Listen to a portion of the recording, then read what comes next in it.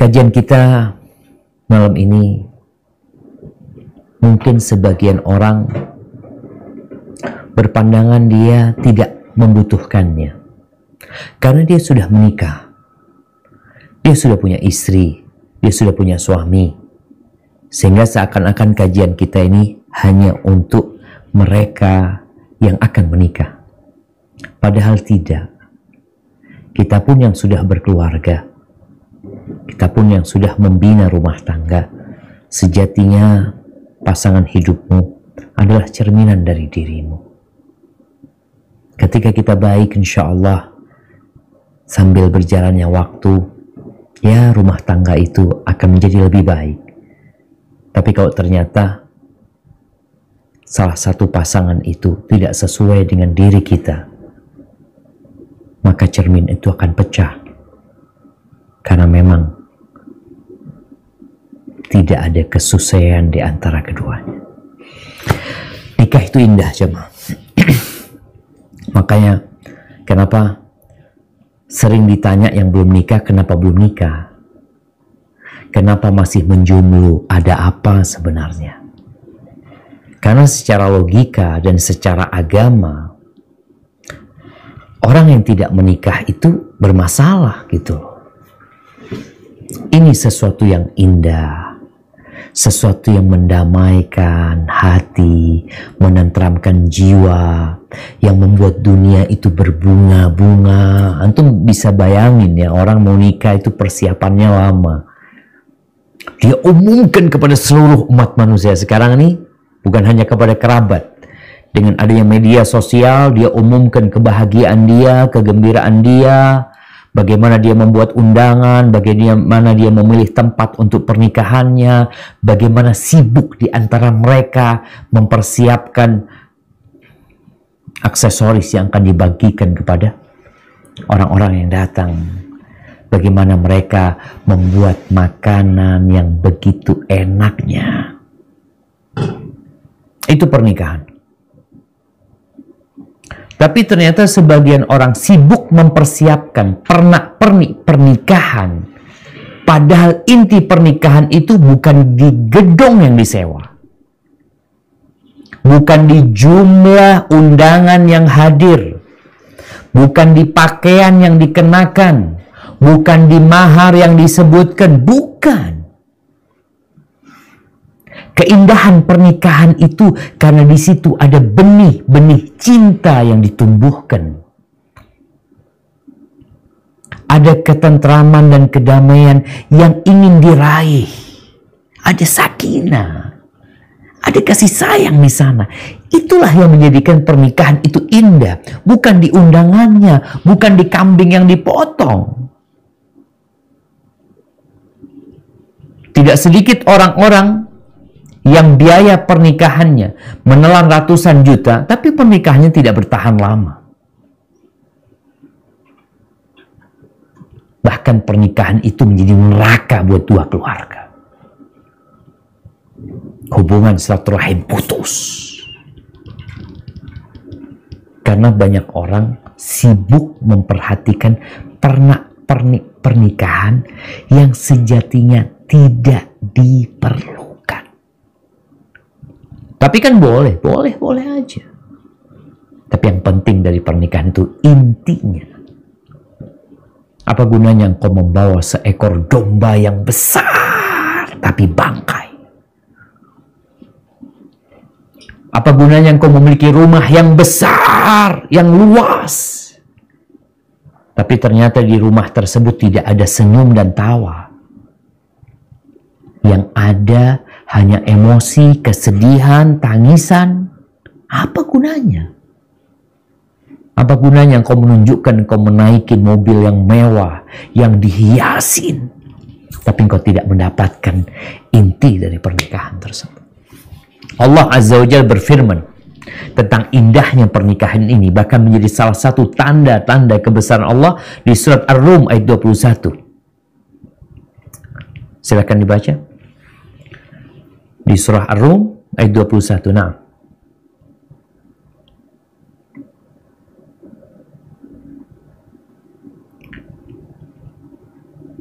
Tafadhal. Siapa yang membaca nih? Ustaz.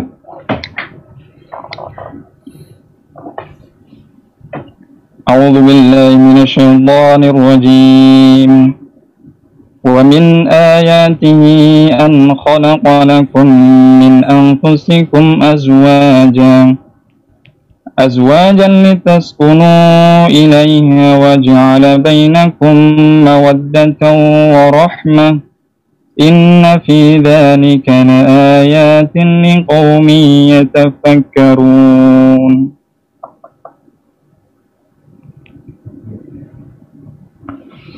Yang artinya, dan di antara tanda-tanda kebesarannya ialah Dia menciptakan pasangan-pasangan untukmu dari jenismu sendiri, agar kamu cenderung dan merasa tentram kepadanya, dan Dia menjadikan di antaramu rasa kasih dan sayang.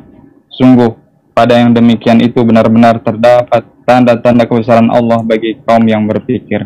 Allahu Akbar. Sahih jemaah. Bagaimana nikah itu mendekatkan yang jauh, memudahkan yang sulit.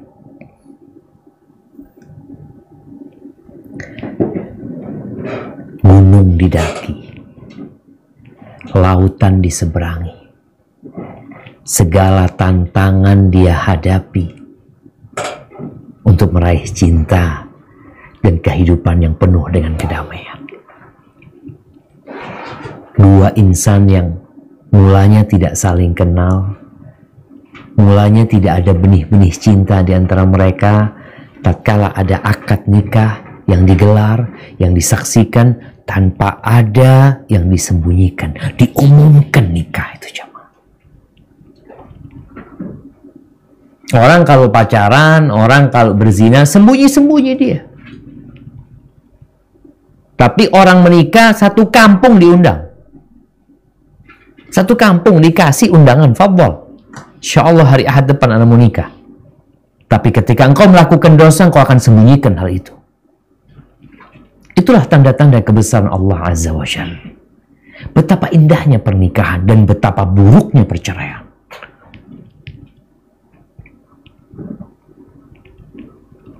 Tatkala engkau menikah, menyewa gedung, mengundang 300 orang, mempersiapkan makanan yang enak. Apakah tatkala engkau berpisah dengan pasanganmu, engkau umumkan, engkau undang orang tersebut untuk menyaksikan kembali engkau menceraikan istrimu? Atau engkau akan berusaha menutupi kejadian tersebut? Bahkan dianggap perceraian itu adalah kegagalan. Haibati fillah. Karena indahnya pernikahan itu, Rasulullah Sallallahu Alaihi Wasallam menyuruh para pemuda segera menikah. Kalau bicara menikah dini, itu dianjurkan dalam Islam. Dianjurkan. Nabi SAW mengatakan, ya ma'syara syabab, wahai kaula muda, man istata'a minkumul ba'a falyatazawwaj. Barang siapa di antara kalian memiliki kemampuan. Ingat, yang menikah itu yang punya kemampuan. Kemampuan pertama yang jelasnya masalah fulus, dia mau kasih nafkah buat orang tersebut. Kemampuan ngurusin anaknya orang, kemampuan menghadapi dan melaksanakan tanggung jawab dia sebagai seorang suami. Karena nikah ini bukan hanya senang-senang, tapi ada tanggung jawab di situ. Yang tidak memiliki kenapa disuruh menikah? Fa innahu aghaddu lil basar wa ahsan lil farj. Karena menikah itu akan membantumu untuk menundukkan pandangan dan menjaga kemaluanmu. Engkau punya nafsu, engkau punya syahwat yang kalau tidak disalurkan, ya, entah kemana akan lari. Maka diarahkan menikah agar terjauh dari perzinaan, dari pergaulan bebas yang menunda-nunda pernikahan tapi berzina. Tidak sedikit kita melihat sekarang anak-anak SMP, SMA yang udah nggak gadis lagi, mereka udah berzina. Bahkan anak SD pun sudah ada yang ditemukan berzina. Lalu kita berpikir untuk menunda pernikahan mereka, merusak masa depan anak-anak dengan berzina, demi menyelamatkan pernikahan mereka. Mereka udah rusak sebelum nikah. Solusinya apa? Dinikahkan. Oh gimana? Belum siap? Ya kalau belum siap, kata Nabi SAW, puasa. Puasa. Diajarin tuh anak-anak muda puasa. Dijauhkan dari fitnah-fitnah. Haibati fillah, ya. Tapi kita sebagai seorang ustadz hanya bisa memberikan arahan. Ada beberapa yang menyebabkan orang menunda pernikahan. Padahal dia sudah mampu. Di antara penyebabnya takut gagal. Ya. Orang kalau takut gagal itu harus belajar supaya tidak gagal. Bisnis aja diperlukan pelatihan, ada training.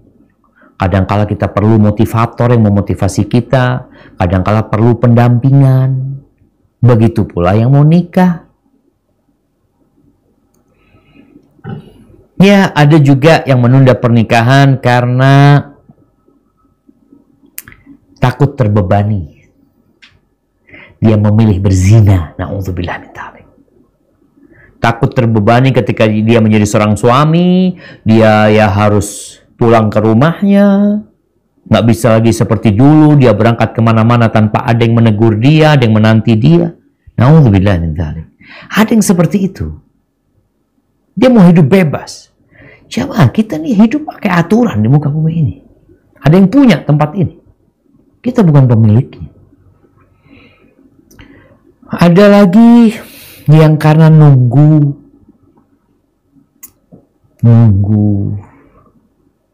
jadi pegawai.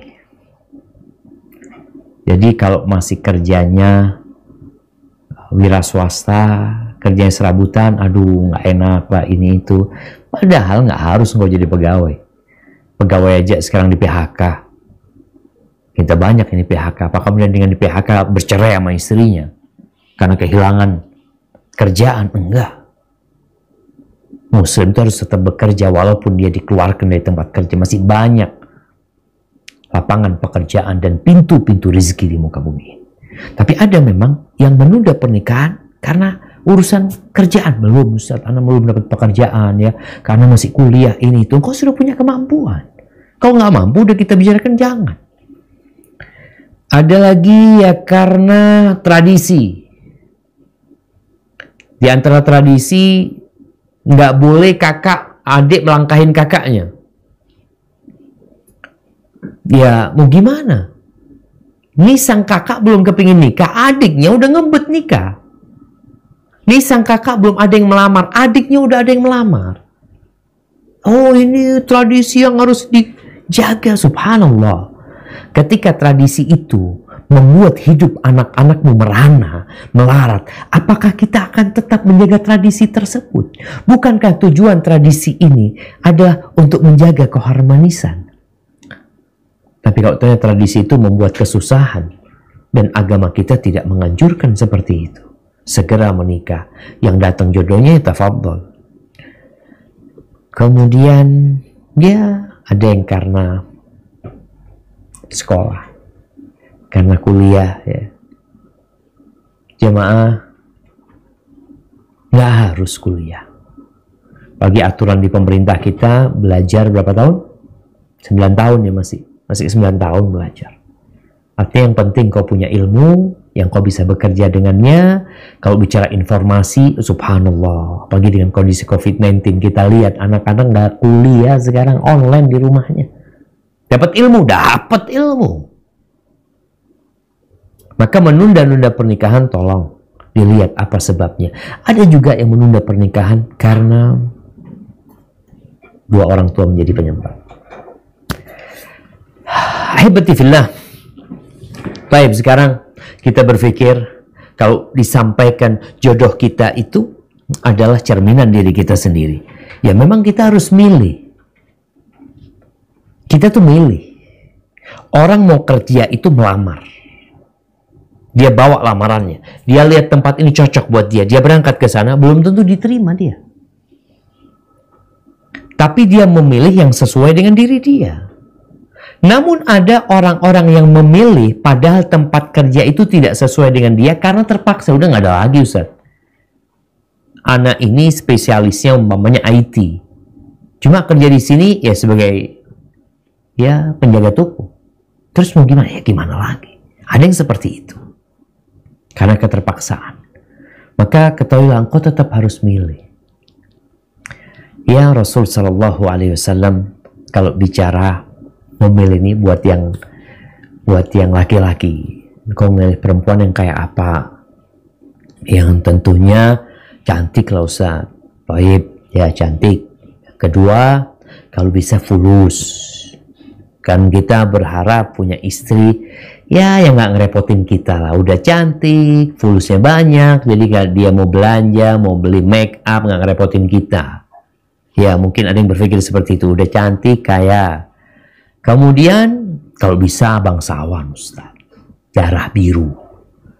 Ya anaknya pangeran lah, anaknya raja, anaknya presiden, apalah. Baik, kemudian yang keempat Ustaz, kalau bisa ya agamanya baik loh Ustaz. Jadi lengkap tuh. Nah, cuma siapa yang mau kayak antum gitu? Apakah perempuan yang kayak gitu tuh mau sama antum? Ini yang kita bicara, engkau harus bercermin. Apakah engkau tampan? Alhamdulillah Ustaz, tampan. Kaya? Kaya. Kemudian anak bangsawan? Iya, agamamu baik, Masya Allah. Engkau dengan mudah dapat memilih. Ketika engkau memiliki kriteria yang 4 ini. Tapi jarang terkumpul. Oleh karena itu Rasul Sallallahu Alaihi Wasallam ketika mengatakan perempuan dinikahin karena 4 hal itu, lalu beliau menekankan fadfar bidzatid din taribat yadak. Engkau ingin bahagia dengan pernikahanmu. Engkau ingin gembira, mendapatkan rahmat, mendapatkan mawaddah, mendapatkan kasih sayang, mendapatkan surga di rumahmu. Maka Nabi SAW menyebutkan fadfar bidzatid din. Carilah yang agamanya baik. Yang lainnya mudah urusan yang lainnya. Ya Ustaz, kalau kan kepingin yang fulus ya Allah. Kalau bicara kekayaan, bicara kecantikan, insya Allah bisa diraih nantinya. Ini nggak mungkin lah Ustaz. Ini perempuan udah kulitnya ya sawu, bosok. Gimana Ustaz nantinya? Katanya tenang. Engkau pernah melihat ada orang-orang yang kulitnya mungkin hitam tapi bercahaya. Enak dilihat. Enak dilihat. Wallahi jamaah, ana punya kawan kadangkala mungkin antum memandang dia tidak tampan. Tapi ana kalau melihat orang itu, iman ana bertambah. Seneng jamaah. Kalau dia hadir, ruangan yang tanpa AC itu seperti pakai AC. Adem jamaah. Dan itu yang disabdakan Nabi SAW. Fadhar bidzatid din taribat yadak. Tapi kebanyakan kita nggak mau. Akhirnya yang kau dapatkan ya seperti dirimu. Haibati fillah. Ya. Dalam hadis riwayatkan Ibnu Hibban, Nabi SAW menyebutkan ada 4 hal yang termasuk faktor eksternal ya. Faktor eksternal kebahagiaan. Jadi kalau bicara kebahagiaan itu sebenarnya wadahnya hati kita. Tergantung kita mau isi apa, maka insya Allah engkau akan merasakan yang engkau letakkan di hatimu. Tapi ada faktor eksternal yang mendukung kebahagiaan seseorang. Ada 4 kata Nabi SAW. Yang pertama, al-mar'atus salihah, istri yang solehah, pasangan hidup yang soleh. Kalau perempuan, ya pasangan hidup laki-laki yang soleh. Kalau laki-laki, berarti yang dia perlukan adalah istri yang solehah. Nabi nggak bilang yang cantik ya, nggak bilang yang kaya, nggak bilang yang anak bangsawan, enggak. Yang beliau sebutkan solehah. Bahkan dalam hadis Rasul SAW mengatakan ad-dunya mata, dunia ini adalah perhiasan kesenangan. Wa khairu mata'id dunya al-mar'atu salihah, dan sebaik-baiknya perhiasan dunia ini adalah istri yang soleh.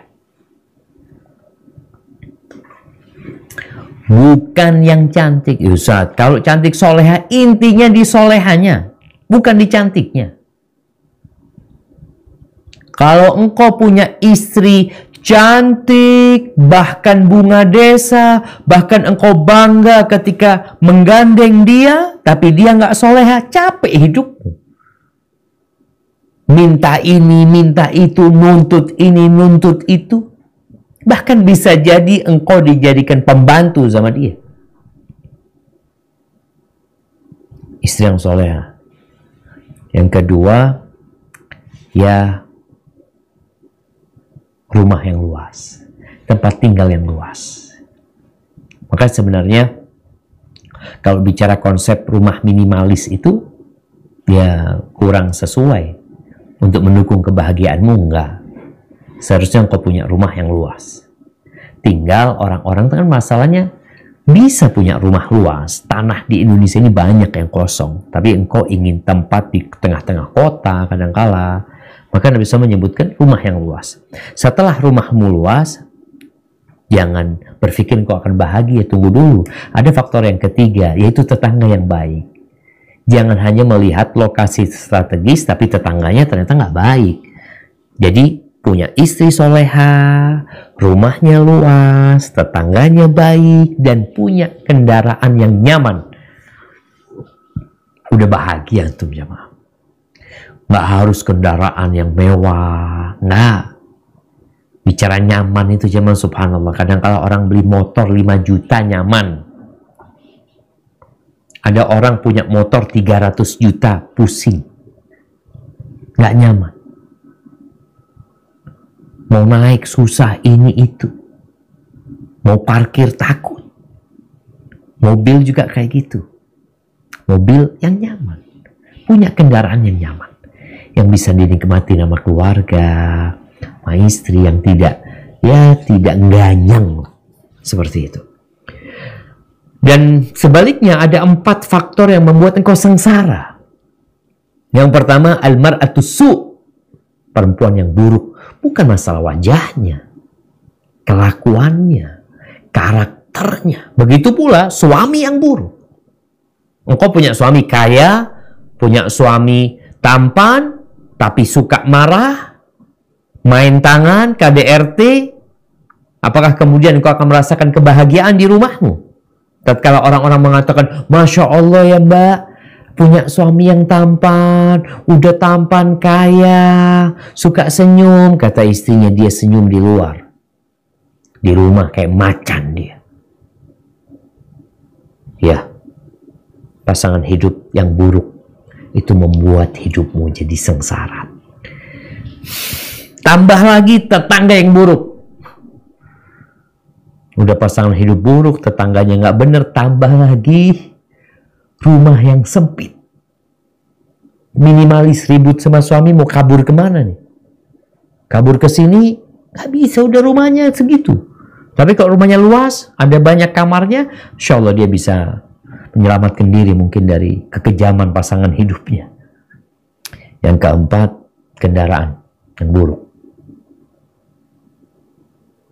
Nih bayangin ya, kalau seorang laki-laki punya istri, sarapan nggak disiapin sama istrinya. Mau berangkat kerja ribut. Keluar rumah tetangganya lagi ngegas motornya. Wow. Allahu Akbar. Dia mau ngidupin motornya sendiri nggak hidup. Gimana dia jamaah? Ahibbatifillah. Maka kita harus pandai-pandai mengetahui di mana sih letak kebahagiaan. Memang yang kita tekankan pada kajian ini berkaitan dengan pasangan hidup kita. Engkau ingin dia baik, ya engkaunya yang harus baik. Di surah At-Taubah, di sini Allah Azza wa Jal menceritakan tentang kondisi manusia-manusia yang sibuk mengumpulkan harta lalu lupa menunaikan haknya. Apa yang terjadi sama mereka? Mungkin bisa dibaca di surah Taubah ayat 34-35. Nah,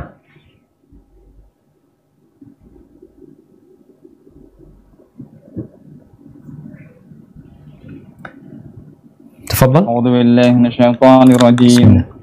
يا أيها الذين آمنوا إن كثيرا من الأحبار والرهبان ليأكلون أموال الناس بالباطل ويصدون عن سبيل الله والذين يكنزون الذهب والفضة ولا ينفقونها في سبيل الله فبشرهم بعذاب أليم يوم يحمى عليها في نار جهنم فتكوى بها جباههم وجنوبهم وظهورهم هذا ما كنزتم لأنفسكم فذوقوا ما كنتم تكنزون.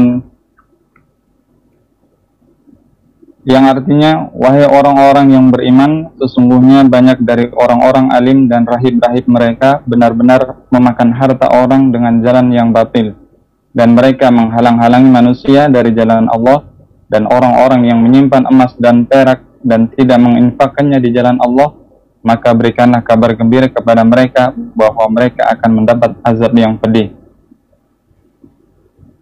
Ingatlah pada hari ketika emas dan perak dipanaskan dalam neraka jahanam, lalu dengan itu disetrika dahi, lambung dan punggung mereka, seraya dikatakan kepada mereka, inilah harta bendamu yang kamu simpan untuk dirimu sendiri, maka rasakanlah akibat dari apa yang kamu simpan.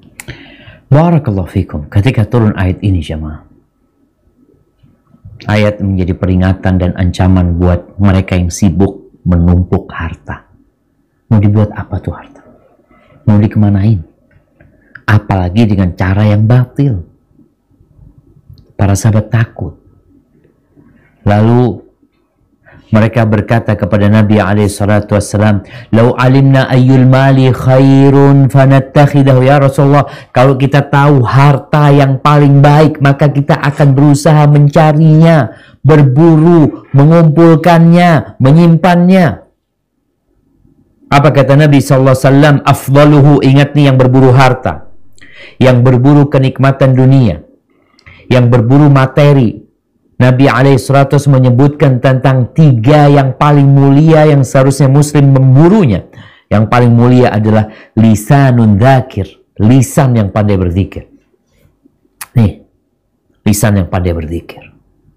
Yang kedua, wa qalbun syakir, hati yang pandai bersyukur.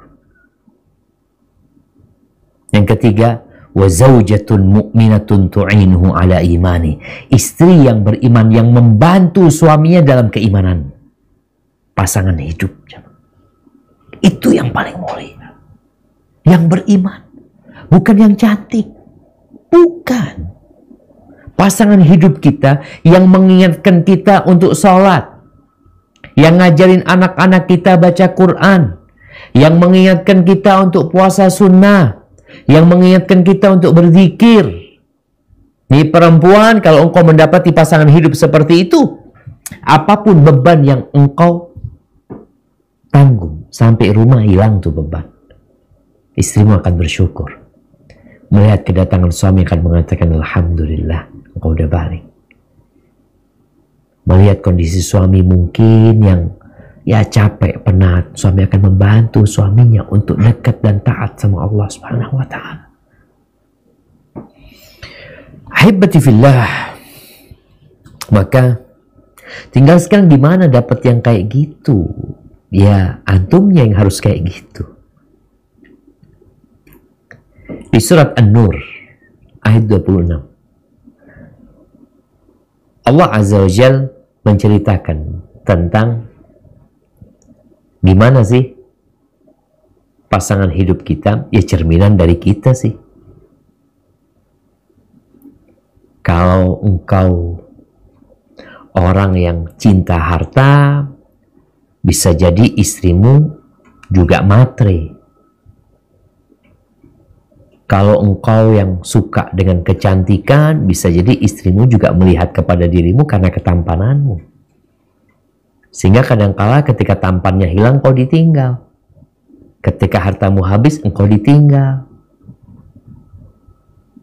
Itu yang terjadi. Maka coba kita baca dari dulu nih. Surat An-Nur ayat 26. Nah, silahkan.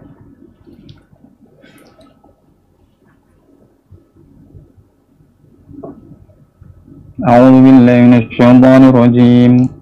Al-khabithatu lil-khabithina wal-khabithuna lil-khabithat. Wat-thayyibatu lit-thayyibina wat-thayyibuna lit-thayyibat. Ulaika mubarra'una mimma yaqulun. Lahum maghfiratu wa rizqun karim. Artinya, perempuan-perempuan yang keji itu untuk laki-laki yang keji, dan laki-laki yang keji untuk perempuan-perempuan yang keji pula. Sedangkan perempuan-perempuan yang baik untuk laki-laki yang baik, dan laki-laki yang baik untuk perempuan-perempuan yang baik pula. Mereka itu bersih dari apa yang dituduhkan orang, mereka memperoleh ampunan dan rezeki yang mulia, yakni surga. Barakallahu fikum. Nah, ayat ini memiliki dua makna. Makna yang pertama seperti yang kita baca di artinya tadi. Makna yang kedua adalah kalimat-kalimat yang buruk itu, perbuatan-perbuatan yang keji itu, yang lebih pantas melakukannya adalah orang-orang yang buruk. Dan orang-orang yang buruk itu lebih pantas dengan ucapan dan perbuatan-perbuatan yang keji. Sebaliknya, kata-kata yang baik, perbuatan yang suci, yang paling pantas mengamalkannya adalah orang-orang yang baik. Dan sebaliknya, orang-orang yang baik, ya, dia akan senantiasa mengucapkan dan melakukan perbuatan-perbuatan yang baik. Ahibati fillah, tinggal sekarang bagaimana kehidupan kita. Kalau antum suka ngomong buruk, ngomong jelek, berarti antum bukan orang baik, ya. Ada orang yang suka membuli, suka mencaci, suka memaki. Ini orang nggak baik. Biasanya ntar dapat istri kayak gitu nantinya. Tapi orang yang Masya Allah, yang sejak awal dia menjaga lisannya, tentunya dia berharap dapat istri yang sama kayak dia. Maka di sini pentingnya niat sekarang untuk mendapatkan pasangan yang baik. Karena orang buruk itu jamaah, orang buruk itu tetap ingin istri yang baik. Ini pernah ada kejadian. Ada seorang laki-laki yang, kalau laki-laki merusak istrinya orang itu apa namanya? Pelakor. Bukan, pelakor itu laki-laki yang mengambil istrinya orang, itu apa namanya? Pebinor. Perusak bini orang. Kalau pelakor, perusak laki orang. Nah, ini ada laki-laki godain perempuan, ya, Masya Allah, dia, na'udzubillah min syarrih, ya. Dia godain perempuan, akhirnya sampai perempuan ini melakukan kemaksiatan, mungkin perzinaan sama laki-laki ini, sehingga dia gugat cerai sama suaminya dengan harapan dia ingin menikahin laki-laki yang dia anggap lebih baik dari suaminya, ya, yang dia anggap lebih romantis, macam-macam lah. Biasanya pebinor kayak gitu kerjaannya. Ketika terjadi perceraian, si perempuan ini menuntut laki-laki itu untuk menikahinya. Apa kata laki-laki ini? Aku kalau mau nikah, aku nggak akan cari perempuan kayak engkau. Nggak akan mencari perempuan yang berkhianat kepada suaminya. Ya, itu keinginan. Tapi apakah itu tercapai? Wallahu a'lam bishawab. Saya biasanya kalau dia akhirnya menikah dengan mungkin wanita yang baik, ya, dalam perjalanan, kalau dia nggak bertobat, biasanya pernikahan itu tidak berlangsung lama. Dan seperti itu, hati-hati ketika memilih pasangan hidup. Baik, ada kisahnya. Ini kisah tentang seorang tabi'ut tabi'in, Sufyan bin Uyainah. Dia bercerita ada seorang laki-laki yang datang menyumpahin alim ulama ini, Sufyan bin Uyainah. Lalu dia mengatakan, wahai Abu Muhammad, aku kesini mau mengadukan fulana. Siapa fulana ini? Istriku sendiri. Tuh, kenapa? Kata dia. Ya aku ini kalau kok betapa hinanya aku di hadapan istriku sendiri. Suami yang seharusnya jadi pemimpin, dia komandan di rumah, ada suami-suami yang di depan istrinya terhinakan. Akhirnya Ibnu Uyainah ini diam, jamaah, merenungkan pertanyaan orang ini. Lalu dia bertanya kepada orang ini, apakah engkau menikahi dia karena kehormatan? Karena darah biru dia? Karena bangsawan? Karena orang biasanya bangga kalau jadi istrinya atau jadi suaminya anaknya bupati mamanya, atau anaknya gubernur, atau anaknya presiden, dulu mungkin anaknya raja. Ada orang-orang yang bangsawan memang, jamaah. Apakah ketika engkau nikah, memang engkau berharap engkau semakin terhormat dengan menikahin perempuan tersebut? Apa kata penanya ini? Betul. Nih, awalnya dia nikah memang mencari perempuan supaya dia jadi terhormat. Lalu apa kata Ibn Uyainah? Barang siapa yang menikah karena menginginkan kehormatan, maka yang dia akan dapatkan kehinaan. Ternyata istrimu ini juga sama. Engkau kan ingin kehormatan, engkau dapat istri yang ingin dihormatin. Malah dia menginjak-injak dirimu. Karena engkau memang seperti itu. Kemudian barang siapa yang menikah karena mencari harta, maka dia akan jatuh miskin. Dia menikah karena ngelihat soal istrinya kaya, dia matre nih, dapat istri yang lebih matre. Itu cerminan dirimu. Kemudian barang siapa yang menikah karena agamanya, maka Allah akan kumpulkan untuk dia harta dan kehormatan di samping agama. Kemudian Sufyan bercerita pengalaman nih dia. Kata dia, aku nih 4 bersaudara. Ada Muhammad, Imran, dan Ibrahim. Dan aku. Muhammad itu yang paling besar, Imran yang terakhir. Aku yang di tengah, kata dia. Tatkala Muhammad hendak menikah, yang paling besar hendak menikah ini, dia menginginkan wanita yang bernasab mulia. Ya. Itu yang ada dalam benak dia. Dia mau menikahin wanita yang bernasab mulia. Biasanya nih, yang nasab-nasab mulia itu, ya cantik ya. Karena bapaknya namanya raja atau bapaknya orang tersohor, banyak fulus, dia bisa milih tuh perempuan-perempuan tuh. Jadi hasilnya bagus tuh anaknya. Dia menikahin Muhammad itu memang mencari wanita yang nasabnya mulia. Maka dia menikahi wanita yang nasabnya mulia, yang lebih mulia secara sosial, lebih tinggi dari dia. Apa yang terjadi? Dia diuji dengan kehinaan di depan istri. Adapun Imran menginginkan wanita yang kaya raya. Lalu dia mendapati wanita yang secara materi lebih kaya dari Imran. Apa yang terjadi? Dia diuji dengan kefakiran. Jadi keluarga bininya ini matre sekali. Yang akhirnya Imran yang punya harta tidak terlalu banyak malah jatuh miskin gara-gara keluarga perempuan. Kemudian Sufyan bin Uyainah mengatakan, aku merenungkan nasib keluargaku ini, kakak adik kayak gini, kata dia. Lalu suatu hari datanglah kepada kami Ma'mar bin Rashid. Aku musyawarah dengannya, menceritakan kejadian yang menimpa kedua saudaraku. Lalu dia mengingatkan aku kepada hadis Yahya bin Ja'dah dan hadis Aisyah. Yahya bin Ja'dah meriwayatkan bahwa Nabi SAW mengatakan perempuan dinikahin karena 4 hal. Limaliha wa jamaliha wa hasabiha wa diniha. Dan Nabi mengatakan, hendaklah engkau mencari, mendapatkan wanita yang baik agamanya, engkau akan beruntung. Yang pertama. Adapun hadis Aisyah radhiyallahu ta'ala anha, Nabi SAW mengatakan, a'zamun nisa'i barakatan aisaruhunna mu'nah. Wanita yang paling banyak berkahnya adalah yang paling ringan maharnya. Lalu kata Sufyan, atas dasar itu, Aku memilih untuk diriku wanita yang baik agamanya, ringan biayanya, dalam rangka mengamalkan sunnah Nabi Muhammad SAW.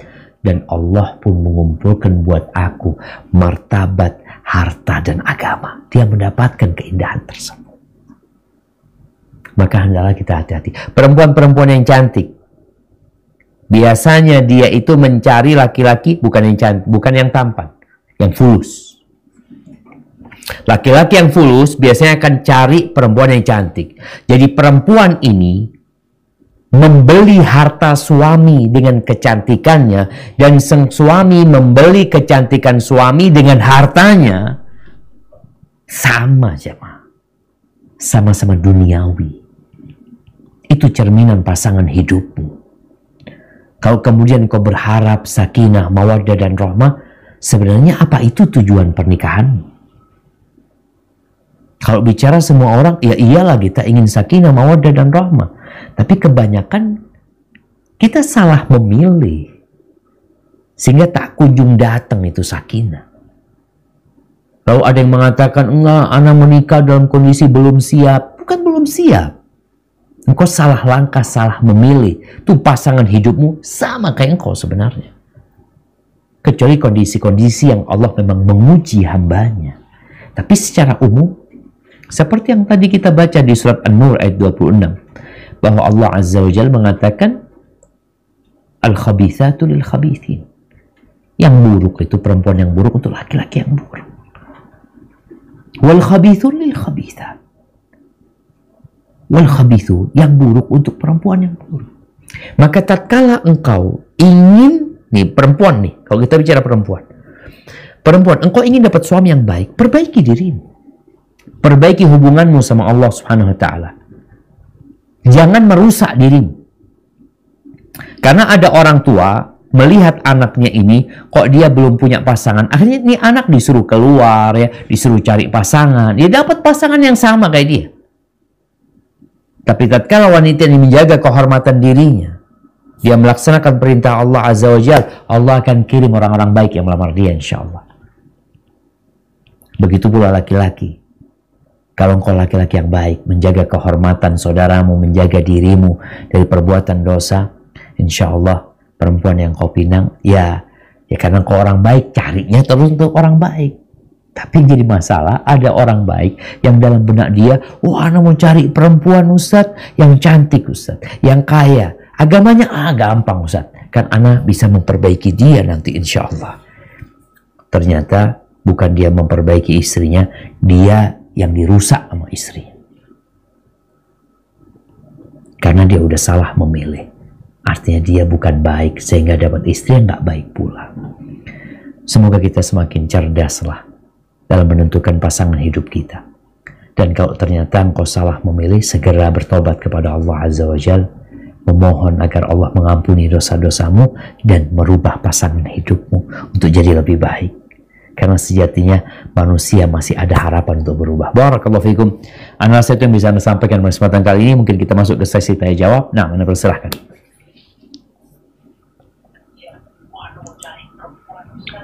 Barakallahu fikum atas materinya pada malam hari ini.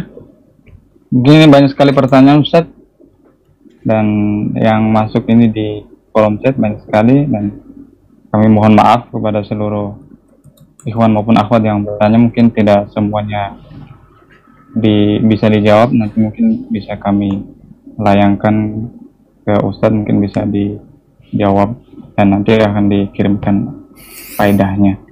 Mungkin kami akan, untuk sesi pertama kami akan bacakan 3 pertanyaan, dan insya Allah kalau masih ada waktu kita akan bacakan pertanyaan yang lain.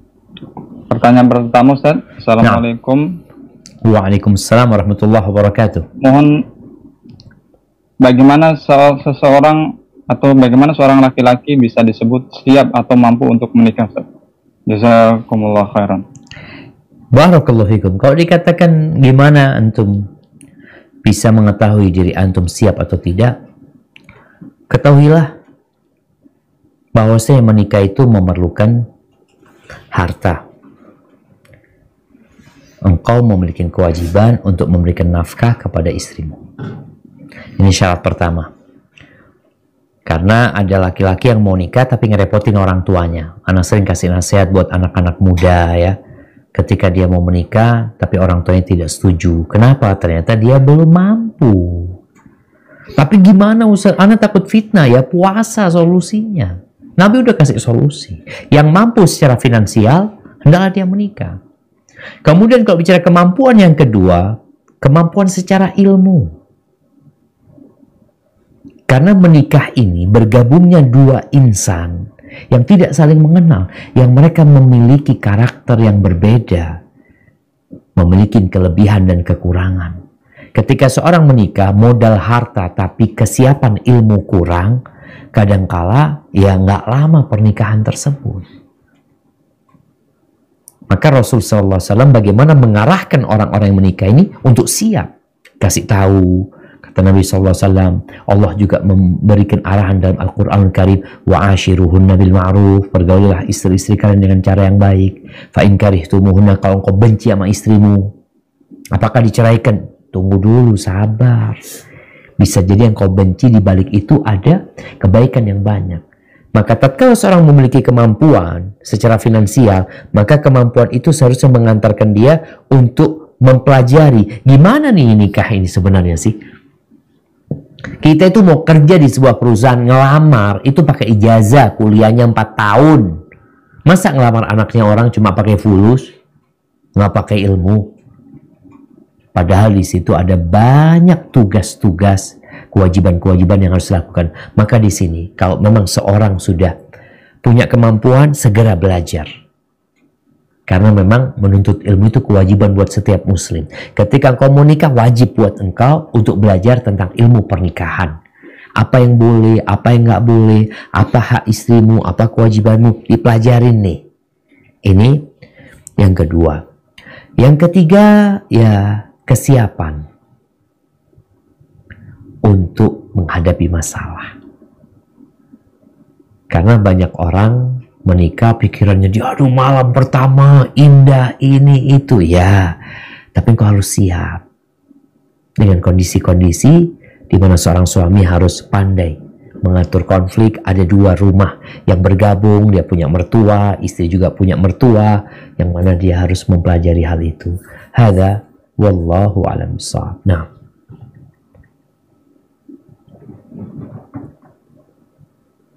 baik, yang kedua Ustaz. Assalamualaikum warahmatullahi wabarakatuh. Waalaikumsalam warahmatullahi Ini ada Ikhwan dari Ikhwan umur 21 tahun Ustaz. Saya ingin bertanya Ustaz, saya belum menikah. Saya ingin menikah karena ingin melindungi iman dan menyempurnakan iman saya, karena zaman sekarang godaannya Masya Allah ngeri.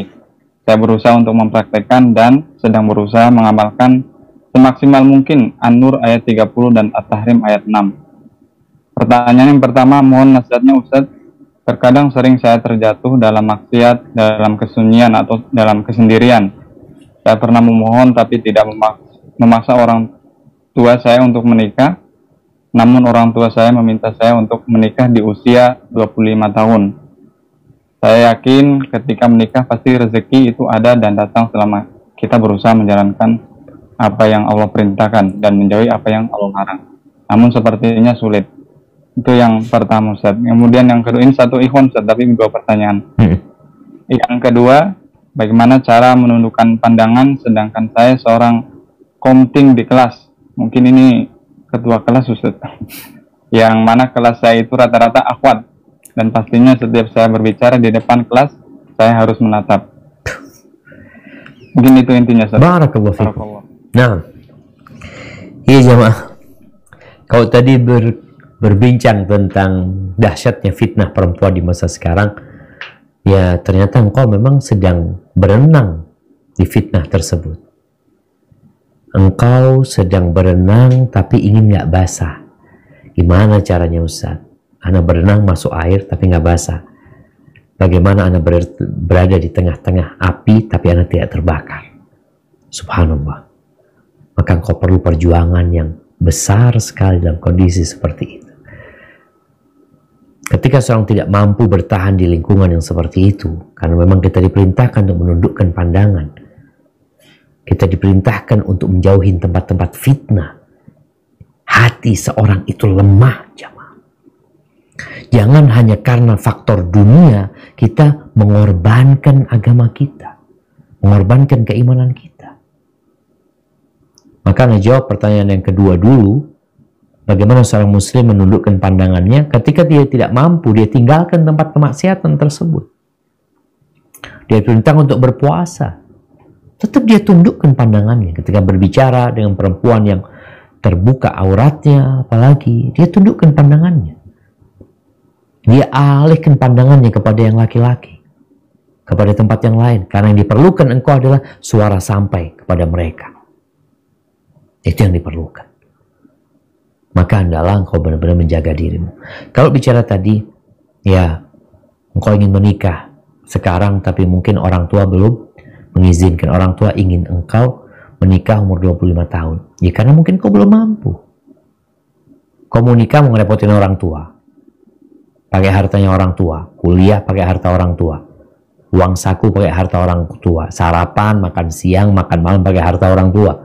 Kemudian kau berpikir untuk menikah, ngerepotin orang tua lagi. Kapan kau berbakti sama orang tua?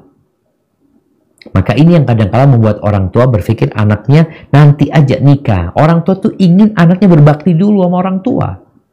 Tapi sang anak melihat dia ini kalau enggak terjebak dalam kemaksiatan, harus segera dia menikah. Iya, memang benar yang dikatakan dia. Dan tadi kita bicarakan bahwasanya belajar, kuliah itu tidak menghalangi orang untuk menikah. Kalau masih ada yang berpikir pernikahan itu membuat orang tidak produktif, subhanallah. Orang-orang itu semakin produktif ketika dia menikah. Lihat orang-orang yang sukses. Kesuksesan mereka itu lebih besar ketika mereka sudah memiliki istri dan anak-anak. Kalau bicara nuntut ilmu, belajar ini, apakah kalau menikah akhirnya belajarnya nggak konsentrasi? Nggak juga. Lihatlah anak-anak belajar itu berapa jam sih? Di kuliah itu berapa jam dia belajar? 6 jam. 8 jam dia belajar. Sisanya dia punya waktu kalau dia bicara 8 jam belajar. Kayaknya enggak sih. Anggap 6 jam dia belajar. Dia punya waktu 18 jam sisanya. Dia bisa bagi waktu itu untuk bekerja. Untuk memberikan nafkah kepada keluarganya. Waktu untuk istrinya. Tapi intinya ketika engkau hendak menikah, kita tadi udah bicarakan. Pilihlah yang soleha. Tapi gimana engkau akan mendapatkan yang soleh kalau engkau sendiri belum memperbaiki dirimu? Maka berusaha membuktikan kepada orang tua kalau engkau mampu dan engkau akan tetap berbakti sama orang tua dan kuliahmu tetap akan jalan. Insya Allah orang tua bisa memahami hal itu. Kalau orang tua yang paham agama. Tapi bismillah lah. Sambil berdoa memohon kepada Allah Azza wa Jal agar jalanmu dimudahkan olehnya. Hadza wallahu a'lam bishawab. Nah. Kemudian pertanyaan yang ketiga, bagaimana hukumnya menikah dengan ikhwan yang berbeda manhaj? Karena anak sudah beberapa kali berproses dengan ikhwan semanhaj, namun mereka pemilih dan yang bersedia malah yang beda manhaj. Namun mereka apa? Ustaz. Mungkin ini Ustaz, jadi apa namanya menikah dengan yang beda manhaj. Ya, namun mereka kenapa? Dengan beberapa kali berproses dengan ikhwan yang semanhaj, namun mereka pemilih atau mungkin ini kurang jelas juga, namun mereka pemilih dan yang bersedia malah yang namun mereka memilih, artinya nggak cocok lah. Bersedia itu yang berbeda manhaj, yang di proses semanhaj, tapi yang bersedia yang berbeda manhaj. Barakallahu fikum. Ya jamaah, ketika kita menikah itu memang harus menyamakan visi dan misi. Karena tatkala di dalam rumah itu visi dan misi berbeda. Yang ditakutkan kedamaian itu tidak didapat. Dimana kalau suamimu ke timur, istrimu ke barat. Tiap hari debat. Tiap hari akhirnya harus sarapan, dialog ya. Nanti makan siang debat, malam hari bikin acara untuk diskusi. Tentunya itu tidak diinginkan. Orang itu ingin menikah yang satu visi dan misi. Maka kalau dikatakan apa yang harus dilakukan seorang perempuan ini? Sabar. Kesabaran itu ada dua. Kesabaran sebelum kau menikah atau engkau mau sabar setelah nikah. Ketika engkau menunggu seorang yang visi dan misinya sama, atau engkau mengatakan udahlah ini visi dan misinya nggak sama, tapi mungkin nanti bisa diperbaiki. Nah, kalau bisa, kalau nggak bisa, engkau akan sabarnya lebih lama nanti. Sabar menunggu ini mungkin akan lebih baik. Terus kalau dikatakan tadi, ya karena ada ikhwan-ikhwan yang secara visi misi ya secara pemikiran dalam beragama itu sama, tapi dia memilih, ya memang memilih orang menikah. Ada juga mereka mungkin yang melihat anti dari sisi wajah, mungkin buat dia nggak pas ya. Maka nasihat anak, nanti bersabar daripada nanti harus ribut ketika rumah tangga itu sudah dijalanin. Namun anti juga bisa melihat ada orang-orang yang mau belajar agama. Ada orang yang memang sedang mencari kebenaran. Karena kita melihat ada orang-orang yang pemikirannya liberal. Dia udah nggak peduli sama agama. Bahkan agama buat dia merusak. Sampai ada seorang perempuan, itu suaminya nggak suka ngeliat istrinya pakai jilbab. Nggak suka istrinya datang kajian. Akhirnya ribut nih. Maka lebih baik engkau berhati-hati di awal, bersabar, daripada nanti di tengah putus. Itu yang lebih baik. Hadza wallahu a'lam bishawab. Nah. Baik, ini yang pertanyaan yang ketiga. Assalamualaikum Ustaz. Waalaikumsalam warahmatullahi wabarakatuh. Dan Ana mencintai seorang akhwat secara diam-diam. Ana tidak pernah berhubungan dengan dia lewat medsos. Ana hanya tahu kabar dia melalui temannya Ustaz. Sudah 6 tahun lebih Ana memendam rasa ini sendirian karena Ana tidak ingin melewati jalur yang haram, yakni pacaran. Akhwat ini sangat baik dan akhlaknya menurut Ana dan teman-teman Ana.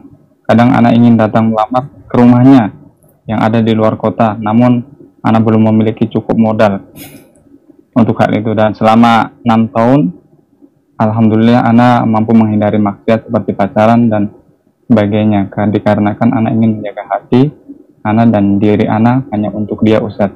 Apakah yang Ana lakukan ini benar menurut Islam? Mohon nasihatnya, Ustaz. Lalu apa yang harus Ana tempuh selanjutnya? Assalamualaikum. Waalaikumsalam warahmatullahi wabarakatuh. Nabi SAW mengatakan, lam yura lil mutahabain mithlun nikah. Tidak pernah dilihat dua orang yang memadu cinta, yang saling mencintai, yang kemudian berakhir dengan pernikahan. Itu sesuatu yang indah sekali, jemaah. Jadi memang memadu cinta dan kasih itu dengan pernikahan. Kalau tadi antum sebutkan memendam cinta kepada dia, ya boleh-boleh aja engkau mencintai seseorang karena akhlaknya, karena baik dia, dan engkau ingin menikahin dia. Nah, tapi mencintai itu tidak harus memiliki. Karena antum harus siap. Belum tentu perempuan itu jodoh antum. Terus gimana Ustaz, tetap cinta? Nggak masalah. Selama cinta itu tidak mengantarkan antum untuk melakukan kemaksiatan dan antum bisa menjaga. Maka nasihat ana buat antum, ketika memang antum berniat untuk menikahin dia dengan cinta yang sudah terpendam selama 6 tahun, antum jumpain orang tuanya, minta dia, ya Ustaz modal belum cukup, ya nanti modalnya ditambah. Ada orang di awal itu modalnya modal dengkul, tapi nanti dalam perjalanan ketika dia punya mertua yang memang dia tahu keluarganya keluarga baik dan dia tahu antum orang baik, insya Allah Allah mudahkan.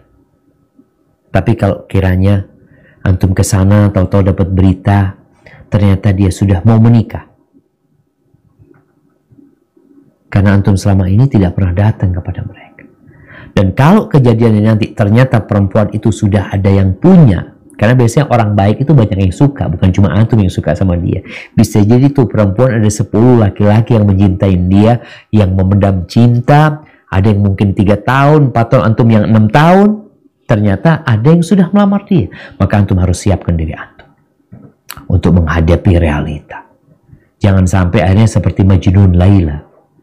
Majnun Laila ini Qais ya, yang dia tidak tersampaikan cintanya karena lemahnya ya, karena dia nggak beriman ya. Dia itu sampai gila. Dia itu menciumi tembok-tembok bangunan tempat rumahnya Laila. Laila padahal udah nggak ada. Ketika orang-orang mengatakan ini orang gila nih, ini orang gila nih, kata dia, engkau pikir aku gila? Aku mencium tembok yang ini, tembok yang itu, bukan karena aku cinta sama tembok, tapi cinta dengan yang pernah tinggal di tempat ini, kata dia. Itulah orang gila. Maka nasihat anak, alhamdulillah insya Allah jalan antum udah benar, tapi tinggal sekarang berdoa memohon kepada Allah SWT. Kalau perlu antum istikharah sebelum berangkat ke tempat orang tuanya. Dan biasanya kalau dia dari keluarga baik-baik dan melihat antum datang dengan niat yang baik dan antum tidak pernah godain itu anak perempuan, semoga Allah kasih jalan buat antum. Barakallahu fikum. Mungkin masih bisa pertanyaan lagi, Ustaz? Tafadhal. Pertanyaan? Tafadhal. Baik. Pertanyaan yang berikutnya. Assalamualaikum warahmatullahi wabarakatuh. Waalaikumsalam warahmatullahi wabarakatuh. Ustaz, apakah boleh menunda menikah karena masih dalam masa penyembuhan setelah operasi, yang ditakutkan kalau setelah menikah tidak bisa melayani suami dengan baik? Jazakumullah khairan. Barakallahu fikum. Nah, jamaah, berkaitan dengan menikah, memang ingat semua harus ada keterbukaan. Tidak boleh ada hal-hal yang disembunyikan yang itu akan berdampak kepada pernikahan. Ketika ada aib di diri kita yang perlu suami tahu, sampaikan kepada suami. Begitu pula seorang laki-laki, kalau ada aib di diri dia yang perlu disampaikan kepada istri, sampaikan kepada istri. Karena jangan sampai salah satu pasangan ini merasa tertipu. Kalau dikatakan tadi, si perempuan ini habis operasi, kemudian dia ingin menunda pernikahan dia karena takut tidak melayani suami, ada dua yang bisa dia lakukan. Kalau ternyata calon suaminya itu mau menerima dia dengan kondisi seperti itu, ahlan wa sahlan. Tapi kalau dia nggak siap, ya ditunda, nggak ada masalah. Karena memang laki-laki ini kadang-kadang jamaah, Masya Allah ya. Kalau Anda lihat ya perempuan-perempuan ini, semoga pahalanya besar di sisi Allah SWT. Biasanya perempuan tuh kalau mau lahiran ya, dikembalikan ke ibunya. Biar diurusin sama emaknya tuh.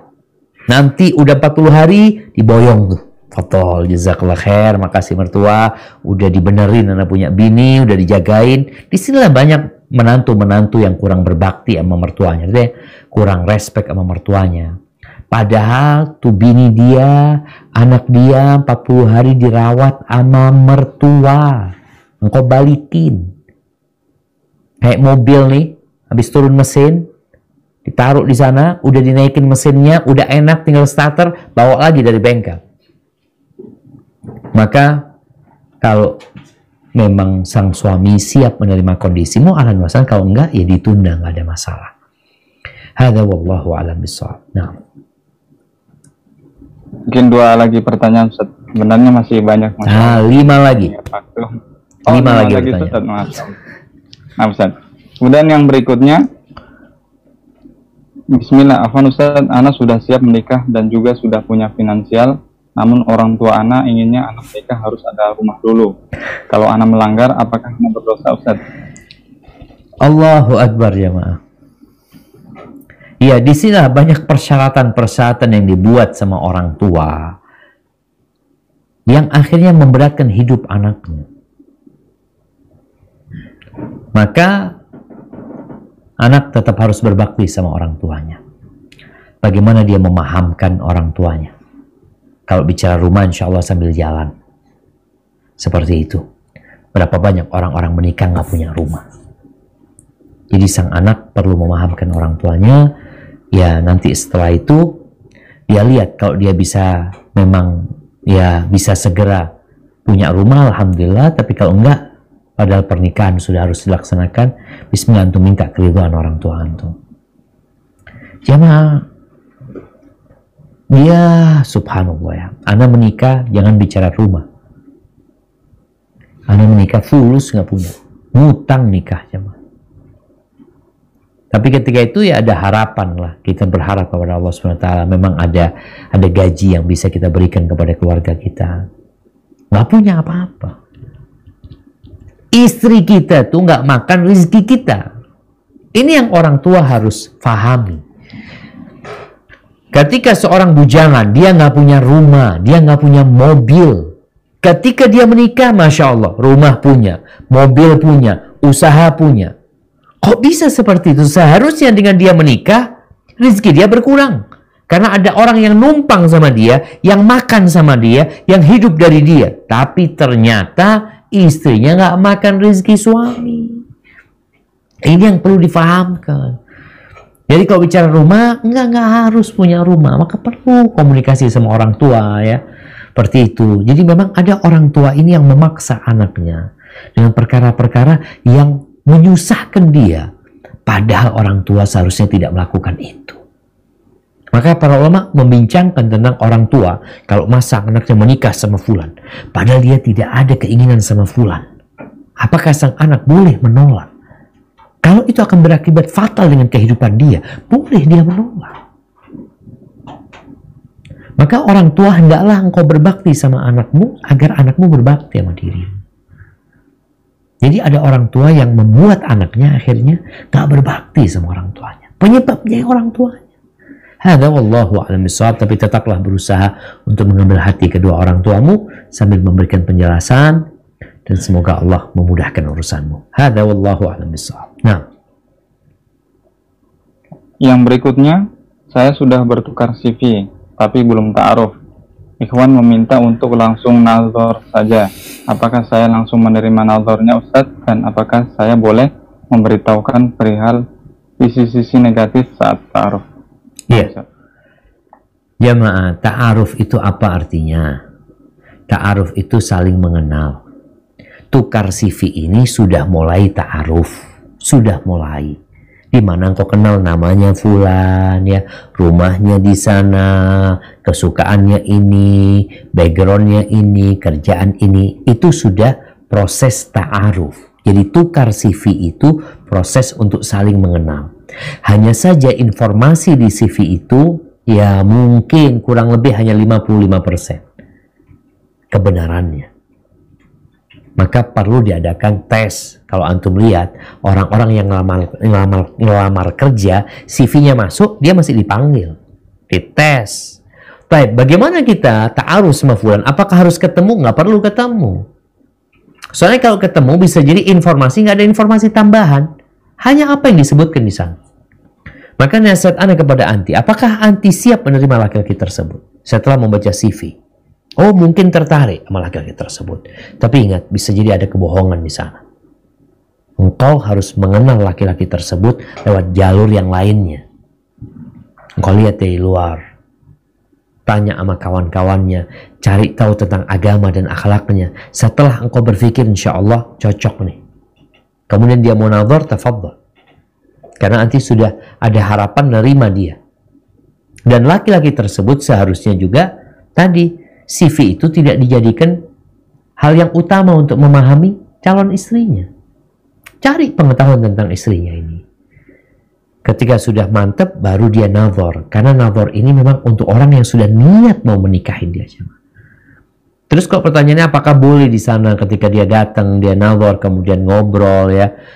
Bolehkah kita sebutkan tentang hal-hal yang negatif dari diri kita? Kalau itu diperlukan, nggak masalah. Kalau takut nanti menjadi aib dan suami merasa tertipu, ya perlu disampaikan.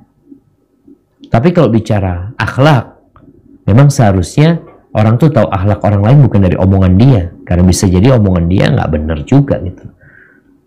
Maka nasihat Ana, cari tahu tentang bagaimana dia sama orang tuanya, bagaimana dia sama kakak adiknya, bagaimana dia sama keponakannya, bagaimana dia sama tetangga-tetangganya, ya, sama kawan-kawannya. Insya Allah itu salah satu yang membantu anti untuk mengetahui akhlak dan karakter dia.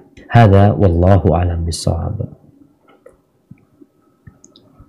Yang berikutnya, bismillah izin bertanya Ustaz. Ana disuruh tunggu sama seorang ikhwan namun melalui perantara. Beliau masih sementara sekolah agama di luar daerah Ustaz, dan rencananya akan proses setelah beliau pulang dari belajar di luar daerah. Namun sudah ada yang menawarkan ke akhwat itu Ustaz, ada ikhwan satu lagi. Ada yang melamar. Apakah yang harus ana lakukan? Apakah ana harus menerima ikhwan yang datang atau menunggu yang sedang belajar? Sebab ana pun lebih condong ke yang belajar Ustaz. Barakallahu fikum. Alhamdulillah. Ini Masya Allah nih akhwat laris nih ya. Masya Allah, ada banyak yang ngelamar dia. Mudah-mudahan dia wanita yang baik. Maka kalau bicara mana yang lebih harus anti lakukan, anti lihat dua pasangan itu. Mana yang lebih baik dari sisi agama dan akhlak. Kalau ternyata lebih baik yang sedang belajar, maka anti sabar menunggu. Karena yang diharapkan adalah sakinah, mawaddah, dan rahmah.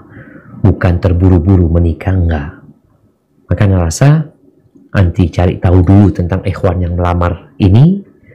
Kalau yang itu anti sudah tahu, alhamdulillah. Kalau dilihat ini ternyata ini lebih baik akhlaknya, agamanya juga lebih indah yang ada di diri dia, maka anti sholat istikharah, minta pilihan sama Allah SWT. Tapi kalau sudah anti lihat kayaknya ikhwan yang sekolah itu lebih baik akhlaknya, bismillah anti tunggu dia. Hadza wallahu a'lam bishawab. Nah. Pertanyaan yang berikutnya, bagaimana jika kita sedang ta'aruf, kemudian ikhwan ini baru hijrah, sedangkan orang tuanya belum sunnah, mungkin belum mengenal sunnah. Akhwat ini serak dengan ikhwan. Yang jadi masalah, keluarga akhwatnya tidak ingin berbeda dengan yang bukan sunnah. Sikap akhwat ini harus bagaimana Ustaz? Apakah ini alasan yang syar'i?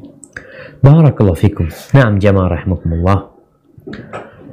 Ya, kalau bicara kondisi sekarang ya. Kondisi sekarang alhamdulillah banyak orang-orang yang hijrah. Banyak orang-orang yang mulai belajar agama, dan kebanyakan mereka memang anak muda. Yang mungkin orang tuanya masih jauh dari sentuhan-sentuhan agama. Apalagi mengenal sunnah, mengenal dakwah yang benar ini. Ada banyak mungkin orang tua yang belum. Gimana nih sekarang? Maka engkau lihat. Kalau ternyata tuh ikhwan benar-benar telah hijrah. Dan dia adalah sosok laki-laki yang gentleman. Sosok laki-laki yang akan menjadi pemimpin. Yang dia akan melindungi istrinya. Yang dia akan berjuang untuk menegakkan agama Allah ini, ahlan wa sahlan. Tapi kalau ternyata si ikhwan ini masih baru gitu loh. Kalau engkau menikah sama dia, takut keluargamu ini, nanti engkaunya yang terbawa oleh keluarga si ikhwan tersebut. Jadi memang pertimbangan keluarga itu kadang-kala demi kebaikan putrinya. Maka anti lihat dulu. Disinilah ketika seorang menunggu, menanti kondisi ikhwan yang baru hijrah. Kalau ternyata dia memang orang-orang yang istiqomah di atas hijrahnya, niat hijrahnya lillahi ta'ala. Dan tentunya nanti bisa dikomunikasikan tatkala sudah menikah, dia akan ada rumah sendiri walaupun ngontrak ya. Karena ditakutkan kalau dia kumpul mungkin tadi banyak hal-hal yang tidak sesuai dengan sunnah yang membuat perempuan itu jadi risih ya. Karena kadang-kala keluarga yang belum paham agama ini kadang-kadang jamaah tuh menantu kalau di rumah ada ipar-iparnya pakai kerudung disuruh buka, engkau ini kan keluarga ini itu, maka capek dia nantinya kalau seperti itu. Hadza wallahu a'lam bishawab. Nah. Ini mungkin pertanyaan terakhir dan mungkin nasihat secara umum Ustaz. Mohon nasihatnya Ustaz untuk ikhwan dan akhwat yang masih sering atau bermudah-mudahan dalam berkomunikasi, sering telepon ataupun PC. Jamaah rahimakumullah. Subhanallah ya. Allah Azza wa Jalla yang menciptakan laki-laki dan wanita. Lalu Allah Jalla Jalaluh yang mengutus Rasulnya Nabi Muhammad SAW dengan Al-Quranul Karim. Di situ Allah buat aturan-aturan yang dapat menyelamatkan laki-laki dan wanita. Di antara aturan tersebut adalah berbicara tentang menikah. Aturan di sana juga dilarangnya mereka untuk memandang wanita yang bukan mahramnya, diperintahkan untuk menundukkan pandangannya. Perempuan juga seperti itu. Wanita-wanita dilarang untuk berbicara dengan lemah gemulai ya. Ada banyak tuh aturan yang dibuat oleh Allah SWT demi menyelamatkan dua insan ini. Karena dua insan ini memiliki kewajiban untuk memakmurkan bumi Allah SWT dengan ketaatan. Jadi buat para ikhwan ya, ketika engkau tergoda nafsumu untuk berbicara dengan wanita, ketahuilah Allah mendengar. Ma yalfidu min qawlin illa ladaihi raqibun atid. Yang engkau bicarakan, yang engkau omongkan, ada malaikat yang mencatatnya. Kalau memang itu sesuatu yang diperlukan, ya ahlan wa sahlan. Tapi jangan sampai itu menjadi pintu setan untuk menjerumuskanmu kepada kemaksiatan. Kenapa?